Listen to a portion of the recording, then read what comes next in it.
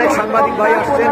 আমি জানি সাংবাদিক ভাইদের মাধ্যমে আমার এই প্রচারটা সারা বিশ্বে পৌঁছে যাবে। এটা আমাদের যে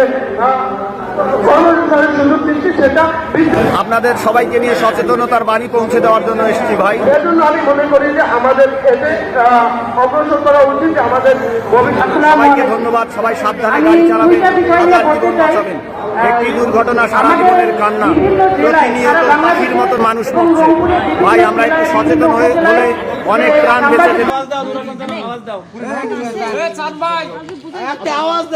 যেতে পারে। ভাই সবাইকে অনুরোধ করছি একটু সাবধানে গাড়ি চালাবেন, হাজার পিছনে কি নেই। সাধারণ সম্পাদক আসাদুজ্জামান আফজাল, আপনারা একটু ধন্যবাদ ভাইকে আমার ভিডিও করার জন্য। 50 বছরের উঠে করা তারা